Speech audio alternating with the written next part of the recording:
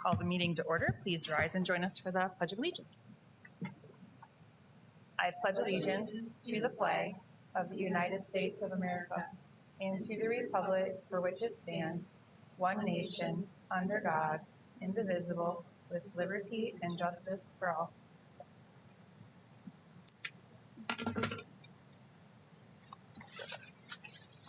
On my agenda here. All right.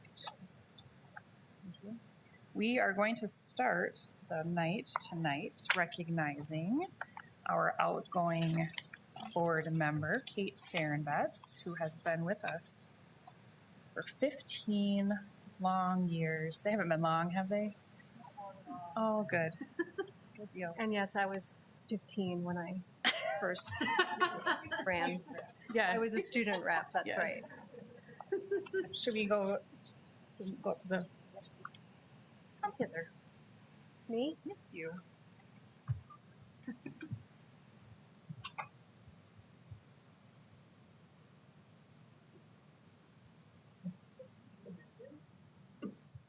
It's a really long time, especially in the life of a school board member. So I am going to just walk us down memory lane with a resolution. Okay, whereas Kate Sarenbetz has served the Sioux Falls School District 49-5 for the past 15 years, since July 2009, as school board member and school board president.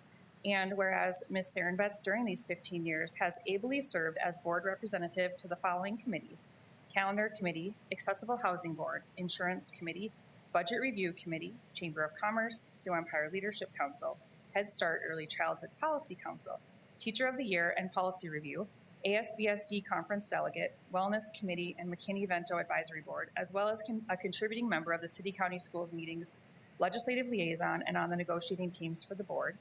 And whereas Kate has provided exceptional leadership for Sioux Falls and the whole state of South Dakota as our longest standing school board member. Whereas Ms. Sarenbetz exhibited leadership and offered substantial guidance in the district's long-term financial planning, all while upholding a strong commitment to fiscal responsibility and advocating for robust, inventive academic initiatives. Whereas during her tenure, Kate facilitated 2 superintendent transitions that included national searches, interviews, and the ultimate hiring of best-in-class leaders.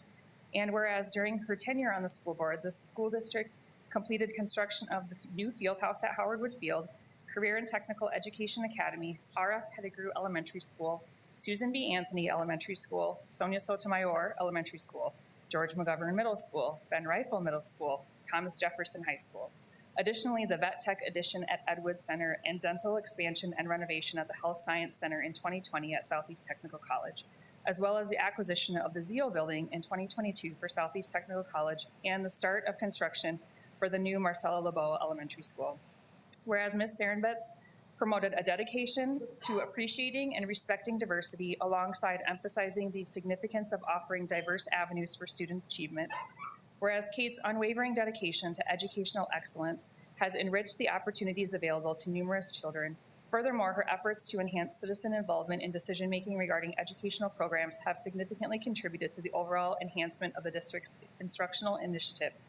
Whereas Ms. Sarenbetz has adeptly served in these roles, often making significant personal sacrifices and demonstrating outstanding dedication in her decision-making processes. Whether addressing budgets, boundaries, transportation, academic calendars, curriculum, or policies, she consistently upholds a commitment to excellence. Whereas we, the school board, wish to express deep appreciation and thanks to Kate Sarenbetz on behalf of the members of the school board, the administration, and the entire school district. Now, therefore, be it resolved that the resolution be spread upon the minutes of the meeting of the school board of the Sioux Falls School District 49-5 held Monday, June 10th, 2024, and a copy of the resolution be given to Kate Sarenbetz, whereupon a motion was made. So moved. And second by? And with a majority of the vote of the school board adopting the foregoing resolution. All those in favor? Aye. So with that, you get a beautiful copy of that as well. Thank you. And a plaque in recognition for your years of service. So personally, I'll just say Kate has been on the board with me for the last, obviously I'm almost at 12 years, and you've been a really great mentor and great friend. And it will be very sad. I hope you will still come and sit in the seats every once in a while and laugh at us or point something out, I don't know. But yes, so congratulations and thank you.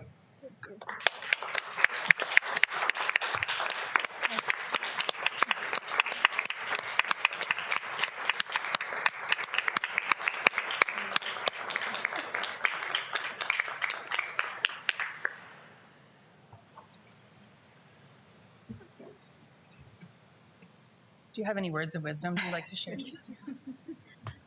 I didn't prepare anything, so, and I promise I won't go too long, but I have said this a few times already tonight. The administration and the staff make our job so easy. Yes, we've had some difficult decisions to make over the years, but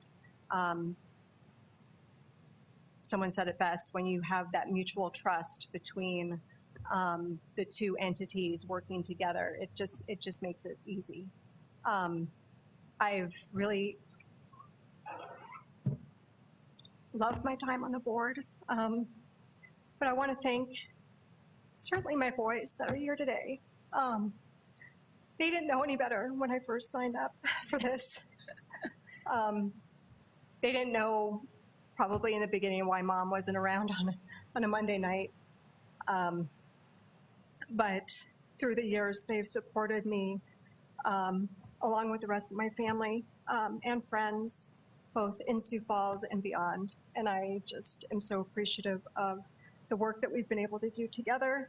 I've just loved the time that we've had together, and I just wish you all the best of luck. And I truly believe that we are the best school district in the nation. I just am in awe of the things that we've accomplished over the years.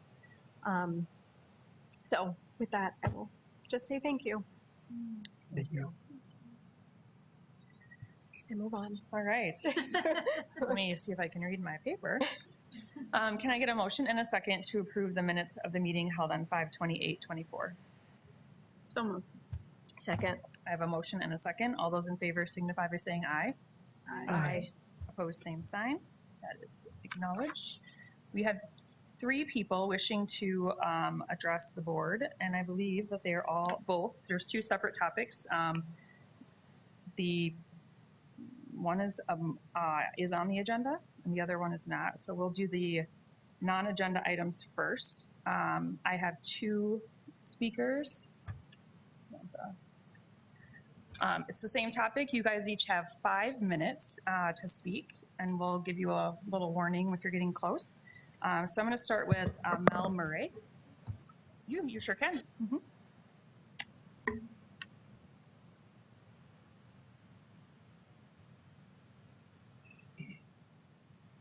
So if Mel wants to go first, and then we'll just kind of let you know your time, and then, so if you could each tell us your name and address. Okay, so my name is Mel Murray, and my address is 1715 South First Avenue, 57105.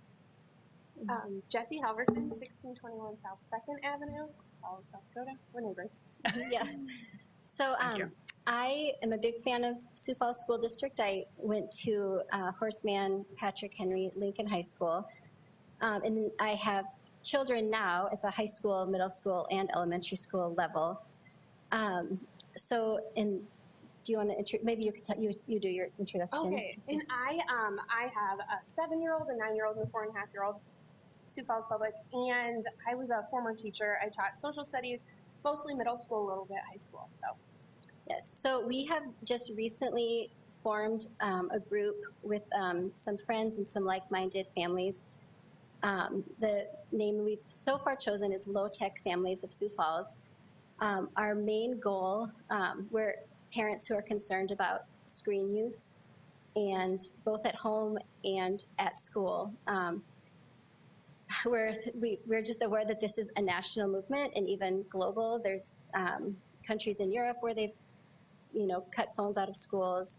The state of Florida just, I think, went phone free recently. So we're wanting to be part of that change in some of those social norms of how we introduce technology to our kids. Jesse read Jonathan Haidt's The Anxious Generation and felt compelled to act and be part of this. Another mom in our group is a substitute teacher in the high school here in Sioux Falls.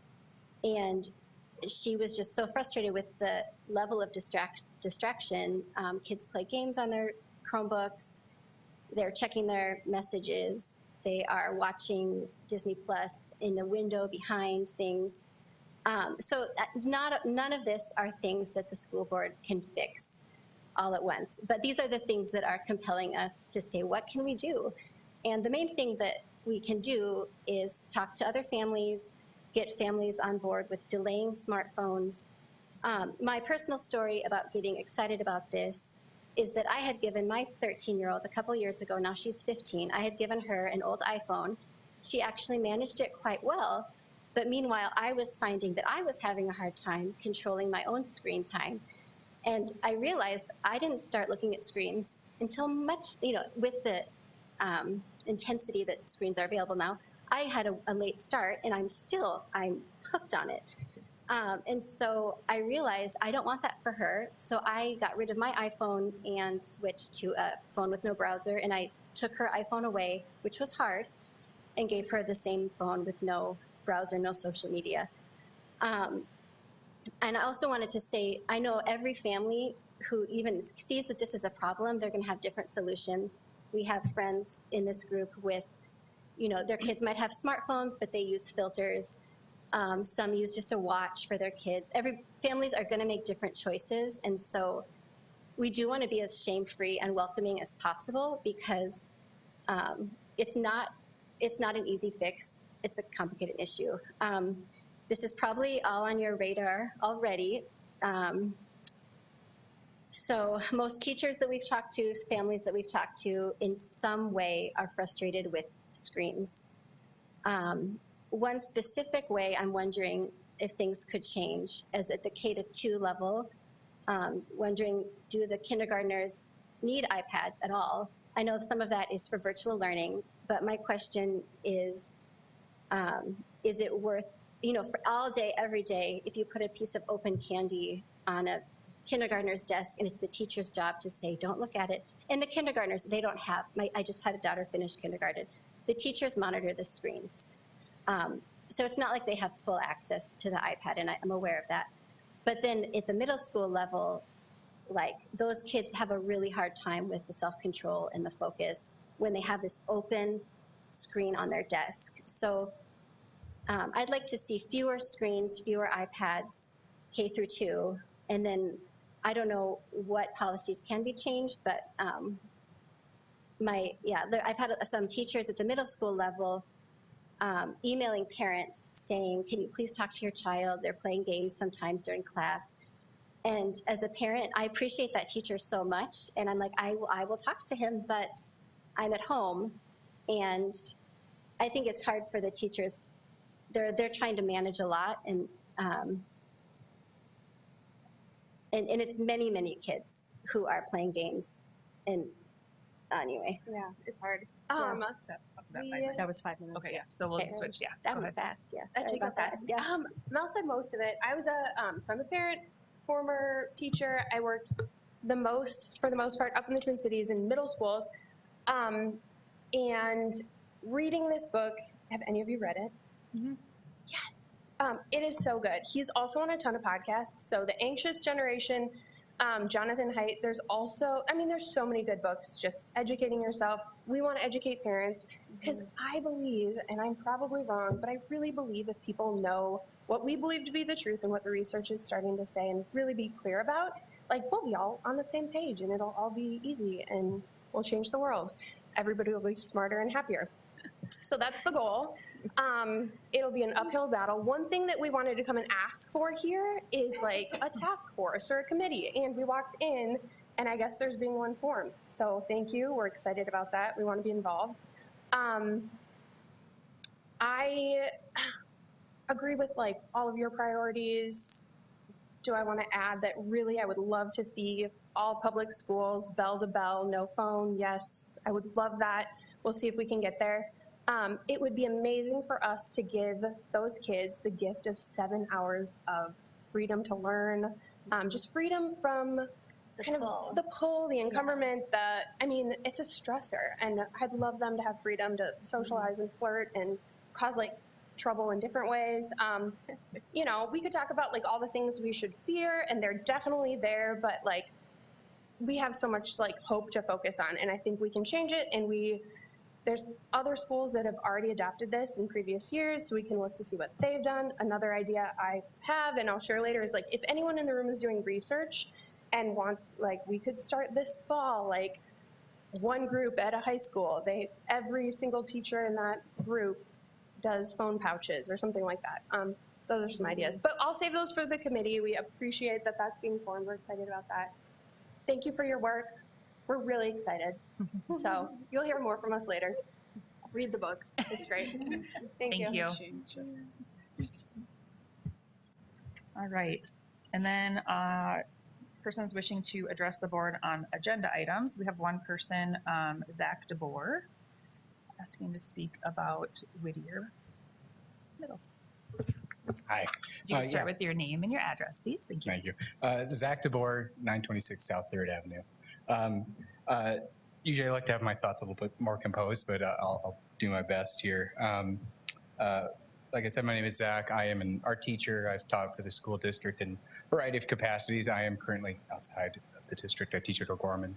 Don't crucify me, please. Pun not intended. I have a daughter who's going to be attending Eugene Field this coming year. But I'm here to talk about Whittier School. I know this is a really, really, really long conversation that's been in the works for years now. But I feel like I had to kind of speak. I know that tonight you're going to approve or go reveal what option you're going forward with as far as the development of the school. But I would like to urge you to consider an option that does not remove the existing school and to instead find a way to creatively use this space, whether that be through continuing its use as a school building, perhaps as an intermediate school like Brandon does through in their school district, or just to sell it off so it can be reused for something that can serve the community, whether that be apartments or something else. For over 100 years, that building has stood there and is such a vital part of the fabric and history of not only like the neighborhood, but the city itself.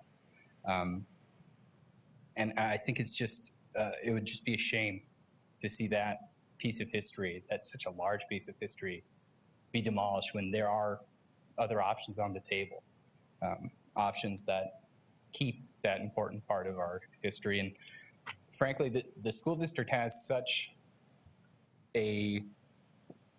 you're kind of responsible for a lot of the visual history and storytelling of this city because of the amount of buildings that you own, and the thousands and thousands and thousands of people that have passed through those halls. And so that's a lot of responsibility that's on your shoulders to sort of maintain or keep those buildings, because frankly, those places are kind of the settings and the stories of so many people's lives. And when you tear them out for whether that's a new building or a new track and field, you kind of sever that part of their life story. It erases that forever. When you think about I don't even know, the hundreds of thousands of people have come through Whittier. I don't know the number. Maybe that's too high. That's a real shame. That's so many stories erased and gone. And when you think about all the buildings we've lost in Sioux Falls, beyond just like school buildings, we don't have an unlimited supply. And, there are buildings like Lincoln Elementary or Mark Twain Elementary that, are iconic pieces of neighborhoods because of their unique architecture. Those places are gone now.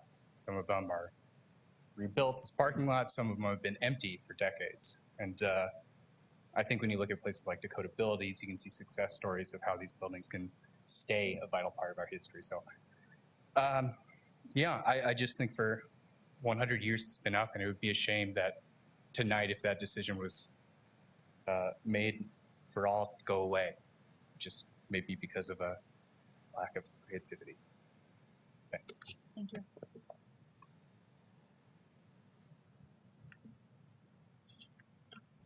Okay, can I get a motion and a second to approve the agenda? So moved. Second. I have a motion and a second. All those in favor signify by saying aye. Aye. Opposed, same sign. That is approved. No conflicts of interest. Can I get a motion and a second to approve the consent agenda 9A through E? So moved. Second. I have a motion and a second. All those in favor signify by saying aye. Aye. Opposed, same sign. Those are approved. Supplemental consent agenda 10A. I get a motion and a second, please. So moved. Second. A motion and a second. All those in favor signify by saying aye. Aye. Opposed, same sign. That is passed with one abstention from myself. Can I get a motion for 10B, approval of claims to Avera Healthcare? So moved. Second. The motion and a second. All those in favor signify by saying aye. Opposed, same sign. That is passed as well. And we'll move on to the reports of the superintendent. One abstention. Oh, sorry, with one abstention. Thank you. Just making sure that's for the record. Yes. One last time. Two things on our reports agenda tonight. The first one has two segments to it. It's under one report. So the first part of that is finalizing the boundaries for Marcella LeBeau, our new elementary. Then the second is the Whittier building site. And just to remind everyone, the facilities plan has included a new Whittier structure for a number of years. This adjustment is a little bit more specific to altering that site plan just a bit, and actually removing fewer houses than what was originally proposed. But I did just want to point that out. Just your comments are well taken. We appreciate that. And one of the things that we've talked about, and I'll just add this in because we had this discussion during one of our work sessions, is realizing the historical significance of the neighborhood. And we also are stewards of those buildings, and when they outdo their life cycle, we also know we have some other factors like safety and HVAC systems and some things that just may not be feasible to replace, and then we have that choice whether it's new or remodeled.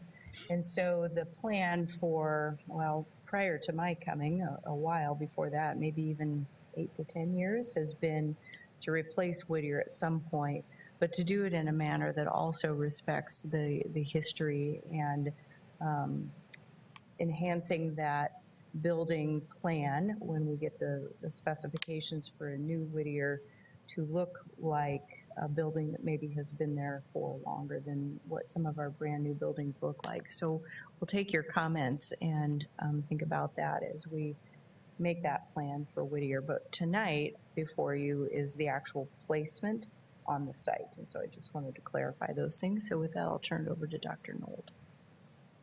Good evening, and I'd like to take the opportunity first to thank Board Member Serembetz for your service, and on behalf of the administration and the building administration, just to thank you for the work that you've done over the years, so we greatly appreciate it.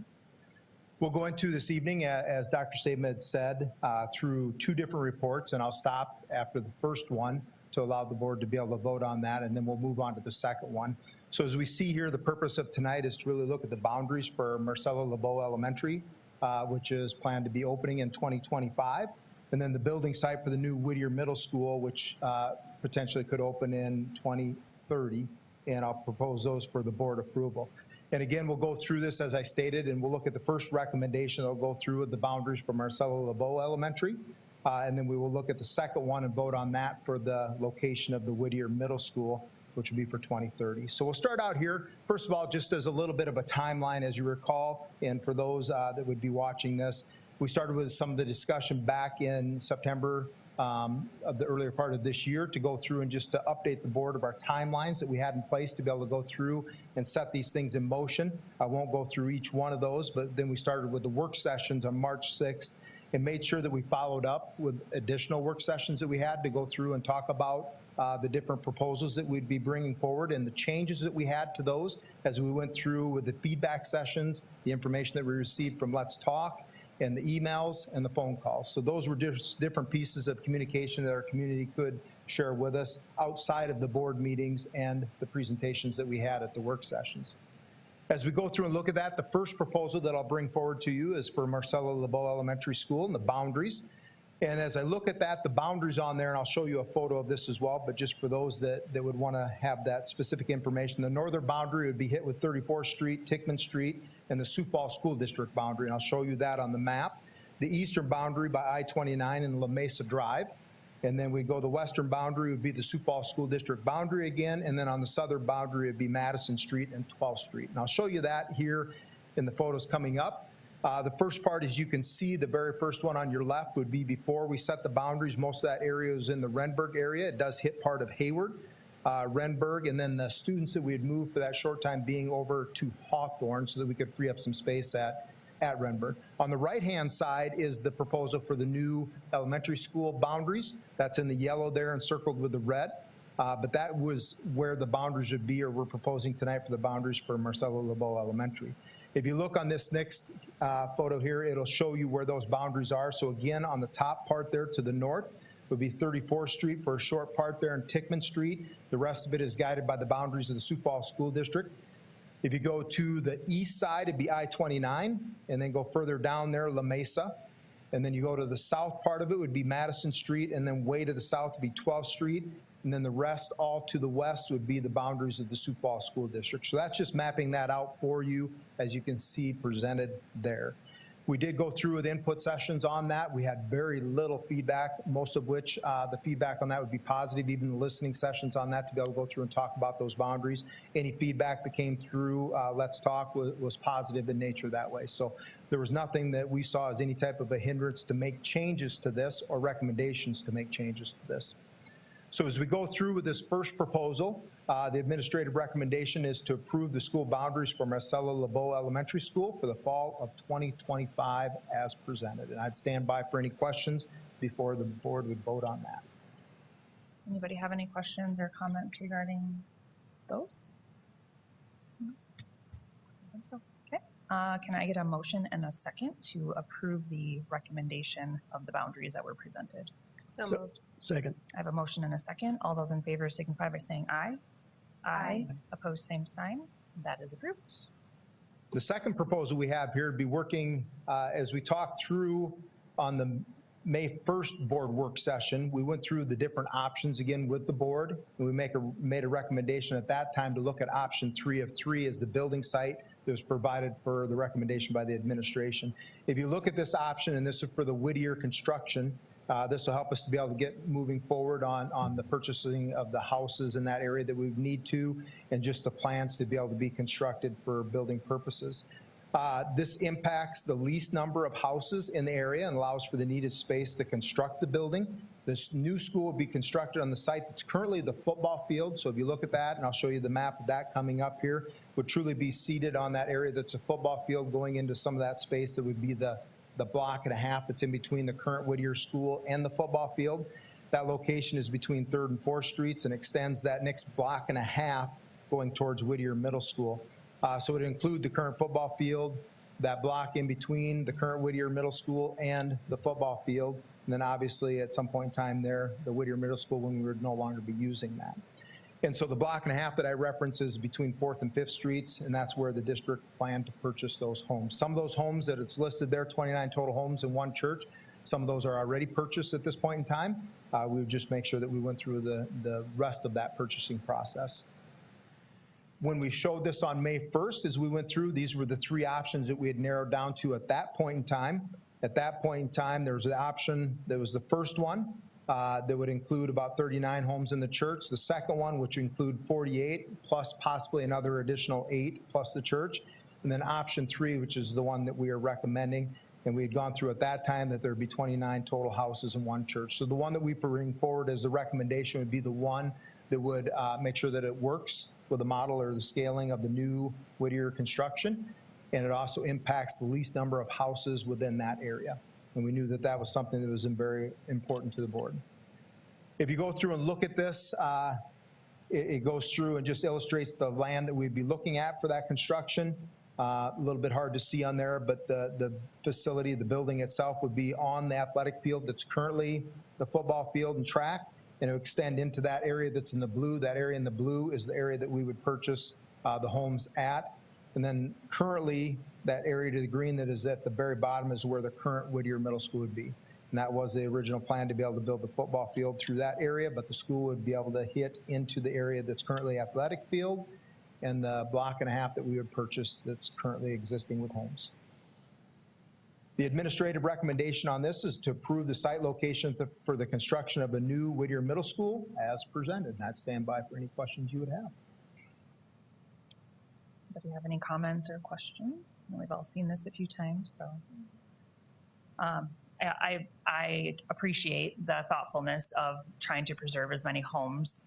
Sioux Falls doesn't have a lot of affordable housing, and so trying to preserve what's there is important for that community. We're also taking up the smallest kind of square footage, the smallest area in that block as well. So again,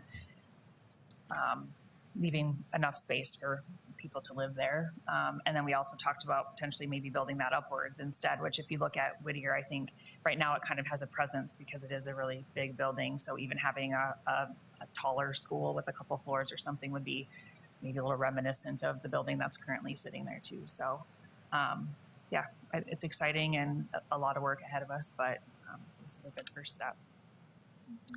For me, it's exciting because when I go back there, I mean, it looks like I left yesterday in 9th grade to go to Lincoln High School.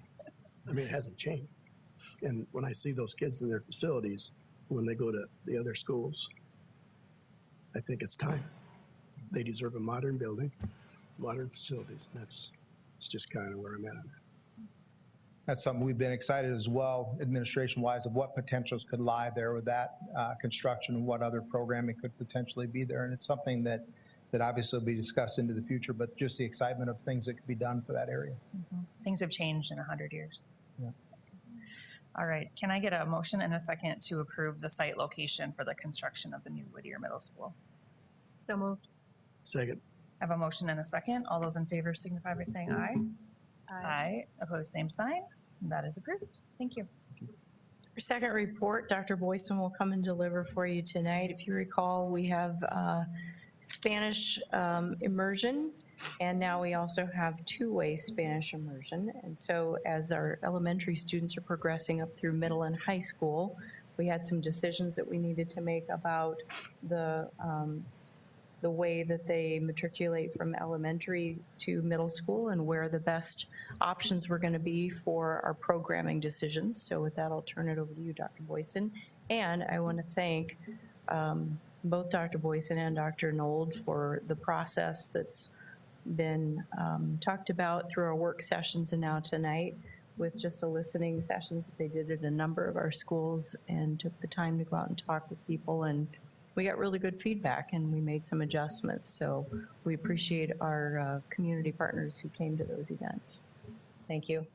We did have community input sessions, took their feedback, like Dr. Knowles said, through Let's Talk, phone calls, and really took that to heart. And that's how we came up with Marcelo Lebeau, Whittier Middle School, and now Spanish Immersion Expansion. Tonight I'm here to present it's a report on the expansion to the middle school program for the Spanish Immersion. When we started the two-way immersion back in 2019, we knew we'd get to year 2025 and what that would look like, and we're almost there. And so what will that programming look like as those students enter middle school? So tonight we'll talk about how that has changed. Again, the report is to present information to the school board regarding that expansion. It falls under academic success. And the timeline, if we look back, the first Spanish one-way immersion program started in 2008. And that timeline follows in 2019. We introduced a two-way immersion program, which was launched at Rosa Parks and Hayward Elementary. And those kindergartners are growing through the grade levels, as we said, and will enter middle school in 2025. Both immersion models embrace the program's vision. The Spanish language immersion program's vision is to prepare students with the knowledge, skills, and global presence necessary to impact tomorrow's interconnected world, knowing that becoming bilingual opens doors to unique opportunities for all graduates. So currently, our middle school programs, our middle schoolers go to Edison, and that's our middle school site. Well, we know in 2025 we'll have an additional 100 fifth graders moving into sixth grade, and we can't accommodate them in one site. So our original proposal talked about, do we have one additional middle school, which caused challenges with busing and transportation. And so looking through all of that, the decision was made that we will have 3 middle school sites. We will have Ben Rifle on the east side of town, which the two-way immersion students from Rosa Parks will feed right into Ben Rifle. We'll have Edison Middle School at the middle center of town. Sonia Sotomayor will still feed into Edison. And then on the west side of town, we'll have George McGovern Middle School, and our two-way immersion students from Hayward will feed right into that.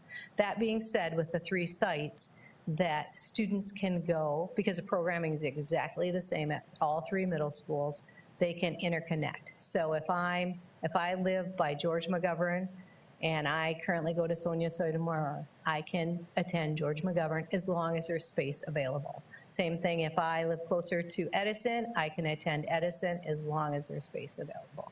So we have the 3 feeders tracks, but then there's flexibility within that because the programming is exactly the same, or will be at all 3 middle schools. So with that, I will stand by for any questions and ask for you to acknowledge. We don't vote on programming, but ask you to acknowledge the transition to middle school for the two-way immersion program. Anybody have any questions or comments?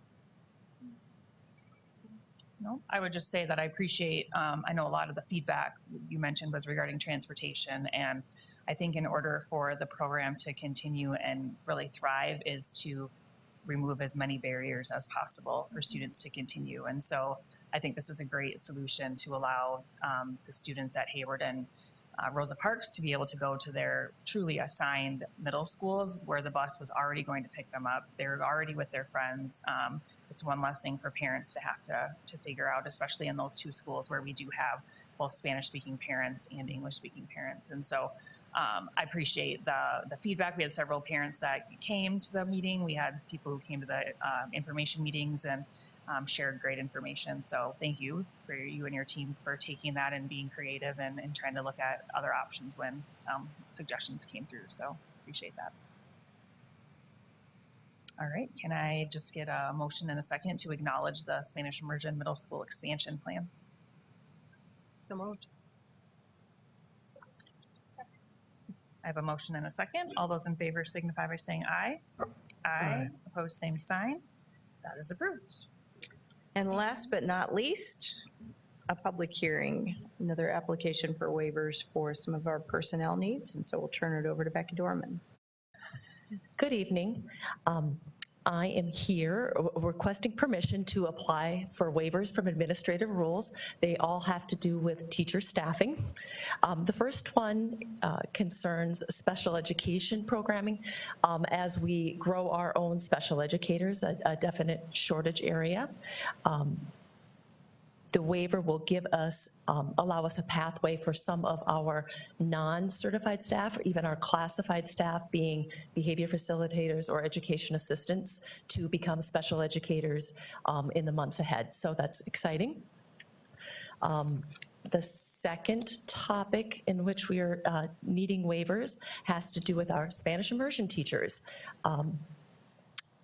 They need to pursue the international educator permit, and ideally they need to be in the United States to do that. However, they can't get into the United States without a teaching license. So it's a chicken and an egg situation that we come through every year. So this waiver will allow us to move forward and secure their certification so they can join us here in the fall. And then the final opportunity, again, is related to Spanish immersion. Not all countries have teacher certification agencies like we have in the United States. So we have worked with the Department of Ed to come up with a solution for fully certifying our teachers in the area of elementary education, and that would require a waiver. Just for clarification, how long are each of these waivers good for, if approved? Well, for the individual, on most of them, they're just needed to get them here, so it's a very short window of time. The final one with the elementary ed is for 5 years. And the special education is also a 5-year one? They have 3 years to complete the endorsement, so yes. Perfect. All right, at this time, I will open the public hearing for anybody that might have any comments or they would like to make on that. And I will close the public meeting, seeing none. Any questions or comments from any board members? No? Again, hard to fill spots, and so it's nice that we can make arrangements to get the teachers and the other staff up to speed to be able to help our students who require the services of these teachers. So can I get a motion and a second to acknowledge the public hearing and authorize the administration to proceed with applications for waivers from administrative rules? So moved. A motion and a second. All those in favor signify by saying aye. Aye. Aye. Opposed, same sign. That is approved. Thank you. Thank you. Anything else to come before the board? Kate, do you want to gavel out? Do the honors, Madam President. Can I have a motion and a second to adjourn, please? So moved. Second. All in favor signify by saying aye. Aye. Opposed, same sign. We are adjourned.